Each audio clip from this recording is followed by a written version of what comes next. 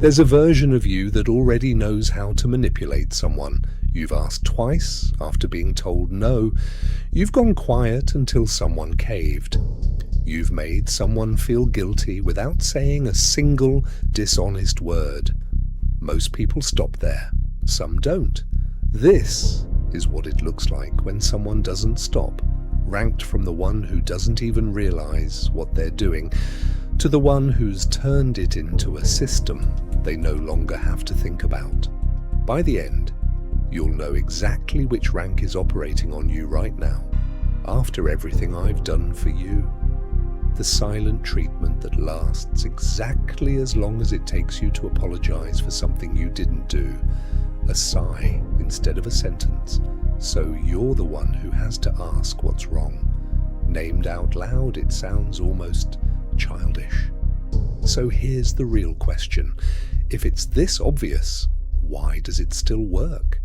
Because naming it in the moment costs you something. It means being the difficult one, exaggerating a story until you're the villain in it, comparing you to someone else out loud until guilt does the rest, bringing up an old mistake mid-argument, one you already apologized for, because it's a reliable way to win a fight.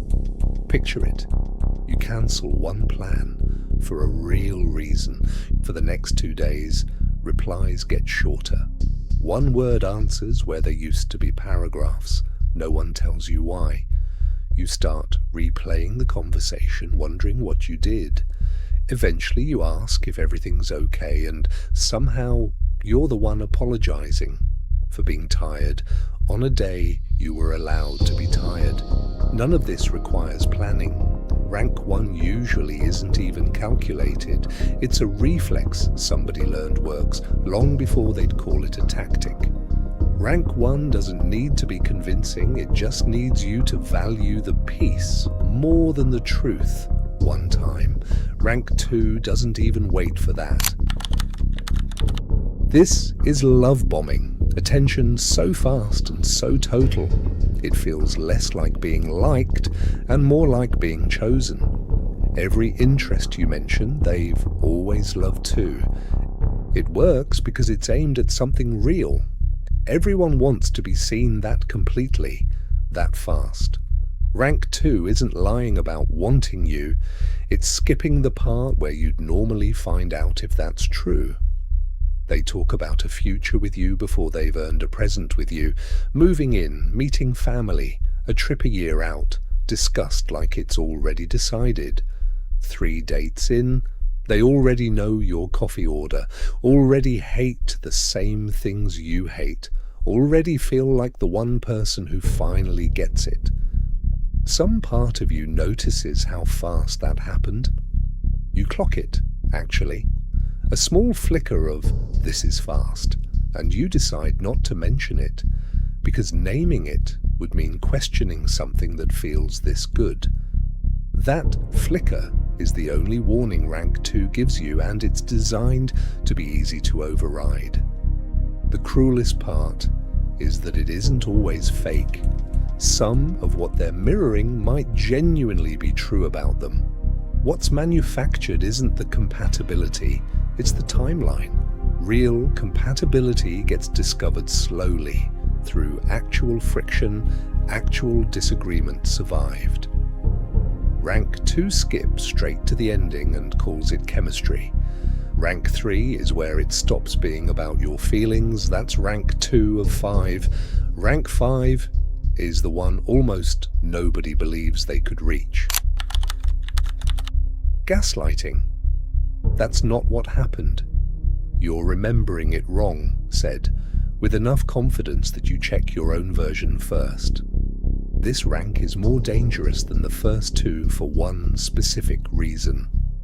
It doesn't just distort what happened, it goes after the tool you'd use to catch it. And Davo, deny, attack, reverse victim and offender. You bring up something real, something that actually hurt. Within 2 exchanges, the subject has changed. Now you're defending your right to be upset at all, and somehow, by the end of it, you're the one comforting them for how hard it was to hear. It works in stages you can actually name. First, denial. It didn't happen the way you said. Then, when denial doesn't land, reinterpretation. It happened, but you're overreacting. If you push further, attack, bringing up something of yours unrelated to make the conversation about your flaws instead of theirs. Every stage moves further from the original moment until you can't quite remember what you were upset about. Rank 4 doesn't need you to doubt yourself anymore. It just needs you alone. I just don't think they actually have your best interests at heart. You always seem drained after you see them. Slowly, seeing your friends starts needing an explanation. Then it just stops happening.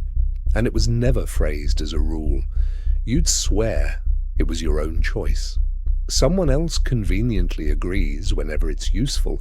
A friend of theirs who sees it too, brought up right when you need a reason to doubt your own read of a situation. It's rarely a direct order. Rank 4 is built entirely out of sentences that sound like care. There's a version of this where nothing is said at all. A friendship just fades.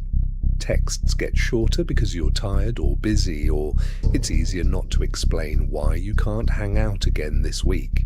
Eventually you stop replying too, and you genuinely don't notice the exact day you stopped trying, because it was never one decision. It was 30 small ones, each easy to justify on its own. By the time you'd want to call someone and ask, "Is this normal?" the list of people you'd call has gotten quietly shorter, and you're the only one who was ever going to notice that happening. Isolation doesn't need to be dramatic. It just needs to be slow enough that by the time you'd want a reality check, there's no one left close enough to give you one.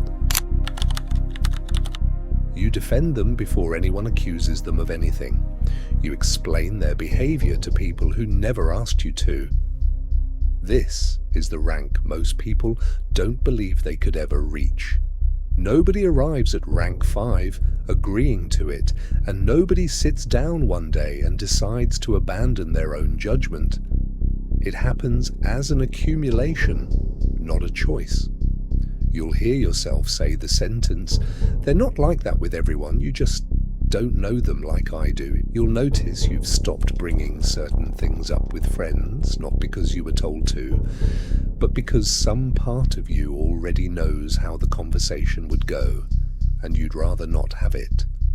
The version of you standing at rank 1 would recognize every single sign immediately if it were happening to someone else. Rank 5 isn't a failure of intelligence. It's what 4 ranks of small, patient erosion actually produces. Ranking it like this isn't about sorting people into villains. Most manipulation isn't run by masterminds, it's run by people who found something that worked once and never had a reason to stop. The rank tells you how long it's been running. It doesn't tell you how evil someone is. What it should tell you is how much you can trust your own read of the situation. So don't ask yourself, "Am I being manipulated?" By rank 5, that question already runs through their logic, not yours.